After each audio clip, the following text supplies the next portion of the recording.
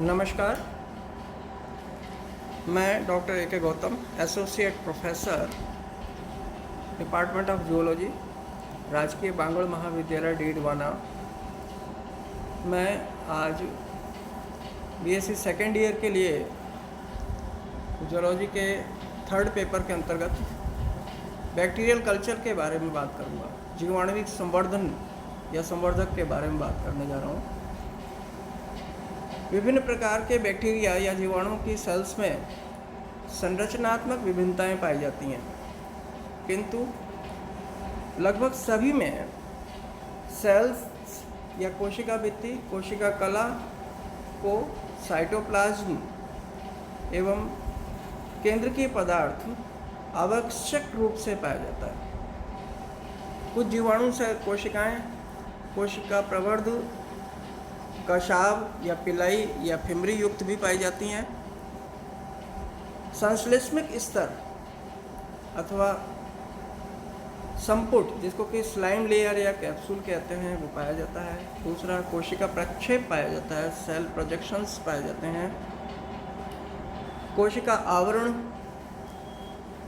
चौथा, कोशिका अंतर कोशिकीय द्रव्य झिल्लियाँ या इंट्रा साइटोप्लाज्म की मेम्ब्रेन पाई जाती है। कोशिका द्रव्य पाया जाता है, राइबोसोम्स पाए जाते हैं। संग्रहकारी कणिकाएं या स्टोरेज ग्रेन्यूल्स पाए जाते हैं। जेनेटिक मटेरियल्स पाया जाता है। संश्लेषित स्तर अथवा कैप्सूल क्या होता है? सिंपल स्लाइम लेयर या कैप्सूल, ये अनेक जीवाणुओं की कोशिका कला अपनी बाह्य सतह पर एक श्लेष्मिक पदार्थ के बने स्तर द्वारा घिरी रहती है। यह श्लेष्मिक स्तर कहलाता है और यह एक प्रकार का ग्लाइकोकैलिक्स ही होता है।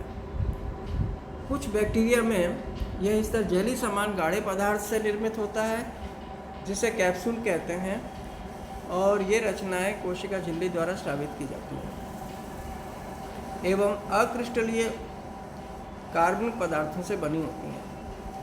श्लेष्मिक स्तर कोशिका भित्ति से ढीले रूप से जुड़ी संरचना को एक कैप्सूल या संपुट के पर्त के दृढ़ रूप से जुड़े रहने की स्थिति में कहते हैं। संपुट जीवाणुओं की कोशिका झिल्ली द्वारा स्रावित रचना होती है। संपुट या कैप्सूल जो होता है, जीवाणु की कोशिका झिल्ली द्वारा स्रावित रचना होती है, जो कि सामान्यतः यह पॉलीसैकेराइड एवं डाइसैकेराइड प्रकार की शर्करा द्वारा निर्मित होती है। कैप्सूल्स दो प्रकार के होते हैं। एक होता है सूक्ष्म कैप्सूल होता है, दूसरा होता है दीर्घ कैप्सूल। सूक्ष्म संपुट और दूसरा दीर्घ संपुट। कोशिका प्रक्षेप क्या होता है ये समझिए। सेल प्रोजेक्शंस इसको इंग्लिश में कहते हैं। बैक्टीरियल सेल्स की सतह से दो प्रकार के प्रक्षेप निकलते हैं। पहला फिमरीय या पिलाई, दूसरा फ्लैजिली और तीसरा फिमरीय। ये जो फिमरीय है या पिलाई है, ये अनेक ग्राम पॉजिटिव बैक्टीरिया की बॉडी सतह पर रोम के समान उपांग उपस्थित होते हैं, जिन्हें फिमरी या पिलाई कहते हैं।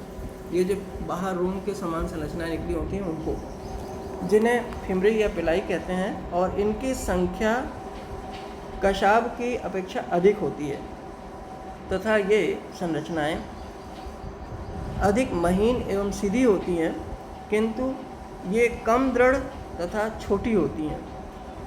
जीवाणुओं में फिमरीय पूर्णतया प्रोटीन द्वारा निर्मित होते हैं और ये प्रोटीन फिम्ब्रिलीन या पिलीन कहलाते हैं। फिम्ब्रिलीन का अणुभार 16,000 के आसपास होता है, 16,000 होता है, जबकि कशाब में पाए जाने वाले प्रोटीन फ्लैजिलीन का अणुभार 40,000 होता है। इसमें 163 प्रकार के एमिनो एसिड्स पाए जाते हैं। फ्लैजिला जो होता है, ये स्पाइरोकीट समूह के बैक्टीरिया को छोड़कर अन्य सभी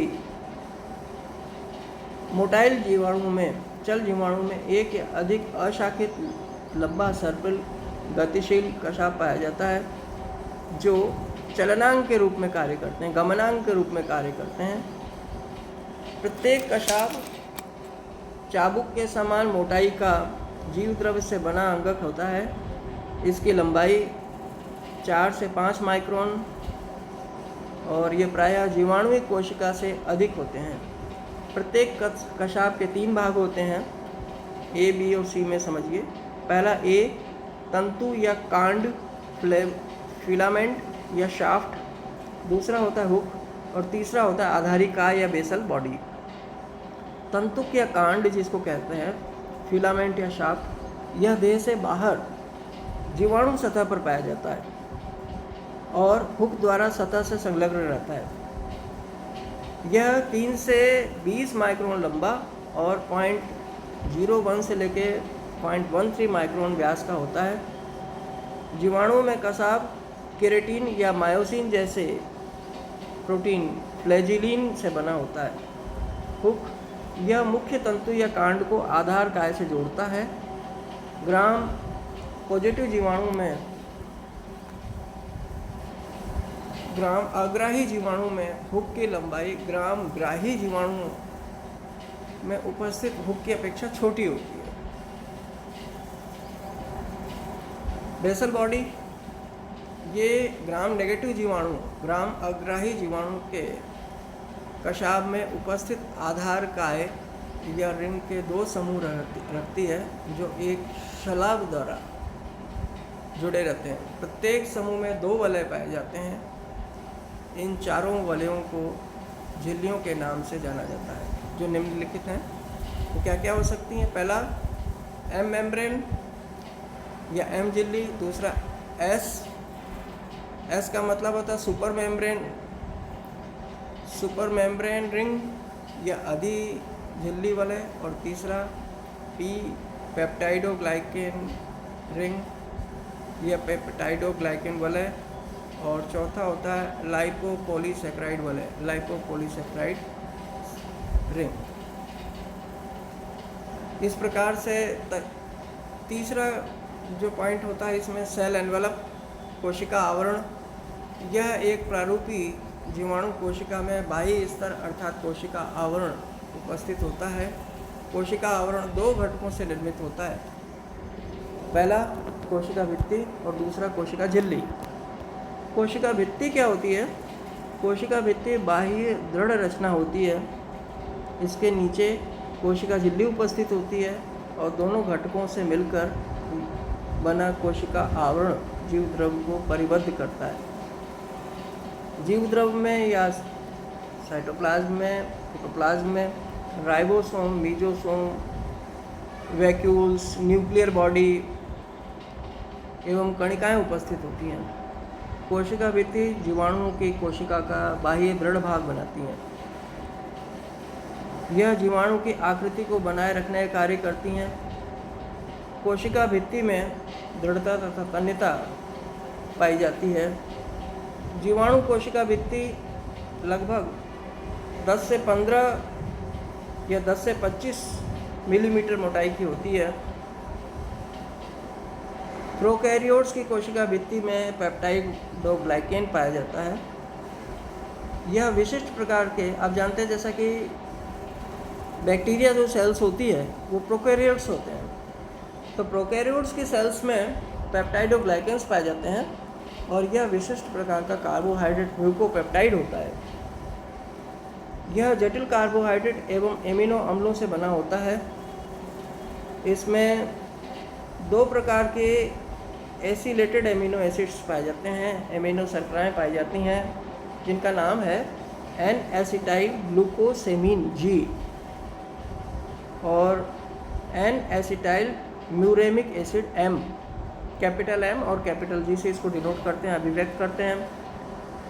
एवं कुछ एमिनो अम्ल जिनमें डी ग्लूटामिक एसिड, D एवं L एलेनिन तथा लाइसिन एवं डाई एमिनो पिमेलिक अम्ल मुख्य हैं। आप ये देखिए, ये डायग्राम है बैक्टीरिया की सेल का। इसके अंदर स्टोरेज ग्रेन्यूल्स होते हैं, ये जो मैं पॉइंटर से दिखा रहा हूँ। ये मीजोसोम्स होते हैं, अंदर कैप्सूल्स होते हैं, ये पिल्स होती हैं, दिस बाहर की ओर की जो लेयर होती है उसको स्लाइम लेयर कहते हैं, उसके नीचे सेल वॉल होती है ये वाली, फिर मेम्ब्रेन लेयर होती है तीसरी लेयर, फिर पोली बीटा हाइड्रोक्सी ब्यूटारिक एसिड यहाँ पर होता है, उसके ग्रेन्यूल्स होते हैं ये, फिर पोलीराइबोसोम्स, ये ग्रेन्यूल्स हैं, ये पोलीराइबोसोम्स हैं, मेटा पेपिलोफेज होते हैं ये, जिस क्रोमेटोफोर्स होते हैं, ये क्रोमेटोफोर्स हैं, ये राइबोसोम्स हैं जो कि 70S होते हैं, न्यूक्लियोइड होता है ये, इनका जो जेनेटिक मटेरियल होता है वो केंद्र के बिना साइटोप्लाज्म में फैला हुआ होता है, क्योंकि प्रोकैरियोट्स होते हैं, ये न्यूक्लियोइड कहलाता है, और उसके चारों तरफ का स्थान साइटोप्लाज्म कहलाता है। इसके अलावा आप इन्हें देखिए, पेरिप्लाज्म स्पेस होता है, पेरिप्लाज्मिक स्पेस, और ये फ्लैजिलम होता है, मीजोसोम्स होते हैं, कैप्सूल लेयर होती है, स्टोरेज ग्रेन्यूल्स होते हैं। सामान्य जीवाणु की संरचना में कोशिका भित्ति के अभिरंजन के आधार पर दो प्रकार के जीवाणु को कोशिका भित्ति पाई जाती है, ग्राम अग्राही और ग्रामग्राही। अब ग्राम अग्राही का मतलब होता है ग्राम नेगेटिव, और दूसरे होते हैं ग्राम पॉजिटिव। ग्राम नेगेटिव के अंदर पेप्टाइड और ग्लाइकेन कोशिका भित्ति का 5 से 15% फॉस्फोलिपिड, 35% प्रोटीन, 15% एवं लिपोपॉलीसैकेराइड 50% भाग बनाते हैं, जबकि पेप्टाइड और ग्लाइकेन कोशिका भित्ति का 20 से 80% भाग बनाते हैं। शेष भाग प्रोटीन्स, पॉलीसैकेराइड्स एवं टाइकोइक एसिड्स द्वारा बनाया जाता है। आंतरिक झिल्ली दूसरा पार्ट है इसका। आंतरिक झिल्ली अर्थात प्लाज्मा झिल्ली। आंतरिक झिल्ली अर्थात कोशिका प्लाज्मा कला कोशिका भित्ति की अपेक्षा महीन होती है। यह कोशिका भित्ति के नीचे स्थित रहती है। प्लाज्मा कला कोशिका भित्ति को कोशिका द्रव्य से अलग रखती है। यह वर्णात्मक पारगम्य झिल्ली ग्राम नेगेटिव तथा ग्राम पॉजिटिव दोनों प्रकार के बैक्टीरिया में समान प्रकार की ही पाई जाती है। अगला स्ट्रक्चर है आंतरिक कोशिका द्रव्य झिल्लियाँ। कोशिका झिल्ली कोशिका भित्ति के नीचे सरल संरचना के रूप में नहीं पाई जाती, वरन अनेकों स्थानों पर इससे भीतर की ओर वलन बनाकर जटिल संरचनाएं बनाई जाती हैं, जो सतह का क्षेत्रफल बढ़ाती हैं। इस प्रकार अनेक जीवाणुओं में विभिन्न कार्यात्मक एवं आकार की संरचनाएं विकसित होती हैं। इन्हें दो वर्गों में विभक्त किया करते हैं। पहला है मीजोसोम्स, दूसरा है वर्णकीय लवक, और ये इसके दो कंपोनेंट्स हैं। फिर आता है कोशिका द्रव्य या साइटोप्लाज्म। ये क्या होता है? साइटोप्लाज्म जीवाणु के कोशिका द्रव्य में गोल्गी काय, क्लोरोप्लास्ट, माइटोकॉन्ड्रिया, एंडोप्लाज्मिक रेटिकुलम एवं सभी कोशिका झिल्ली से घिरे अंगकों का अभाव होता है। क्यों? क्योंकि ये प्रोकैरियोटिक सेल्स होती हैं। कोशिका द्रव्य में राइबोसोम्स, माइटोकॉन्ड्रिया, ग्रेन्यूल्स, जिन्हें वोलेटिन ग्रेन्यूल्स या फोटोसिंथेसिस के जीवाणु में प्रकाश संश्लेषी वर्णक भी पाए जाते हैं। इस डायग्राम में आप देखिए, यहाँ कशाभिक आधार संरचना है। ये कशाभ के आधार की संरचना है। यहाँ देखिए, ये साइटोप्लाज्म की मेम्ब्रेन है, जो कि दूसरे डायग्राम में यहाँ दिखाई हुई है। ये सेल वॉल है, हुक है, बेसल बॉडी है, फ्लैजिलम है, बाहर की ओर निकला हुआ है। दूसरे डायग्राम के अंदर आप देखिए कशाभ का अनुप्रस्थ काट है। इस अनुप्रस्थ काट में आप ये देखिए, ये 8 ग्रेन्यूल्स हैं, जो कि एक के ऊपर एक ओवरलैप करते हुए होते हैं। सेंट्रल सिलेंडर, बीच में खाली जो जगह होती है उसको कहते हैं सेंट्रल सिलेंडर। ये फिलामेंट होता है, ये हुक होता है, एल रिंग होती है, इसमें लिपोपॉलीसैकेराइड मेम्ब्रेन होती है, एम रिंग होती है, पी रिंग है, एस रिंग है। इस प्रकार से ये इसके कशाभ की संरचना है। अब आप समझिए राइबोसोम्स क्या होते हैं। बैक्टीरिया में लगभग 10,000 से लेकर 15,000 राइबोसोम्स हो सकते हैं, जो जीवाणु के भार का 30% भाग बनाते हैं। राइबोसोम्स 70S होते हैं। इनमें 3 प्रकार के आरएनए तथा 53 प्रकार के प्रोटीन्स पाए जाते हैं। इसमें संग्रहकारी कणिकाएं, स्टोरेज ग्रेन्यूल्स, जीवाणु के कोशिका द्रव में अनेक संग्रहकारी कण पाए जाते हैं जिन्हें अंतर्विष्ट काय भी कहते हैं। इनकी मात्रा कोशिका द्रव के कुल शुष्क भार के 50% के बराबर होती है। इन्हें दो प्रमुख समूहों में विभक्त किया जाता है, झिल्ली के आवरण अंतर्विष्ट और झिल्ली रहित अंतर्विष्ट। तो इस प्रकार से ये बैक्टीरिया की सेल का संपूर्ण स्ट्रक्चर है। बैक्टीरियल कल्चर के बारे में आज मैंने आपको स्पष्ट किया। Thank you very much.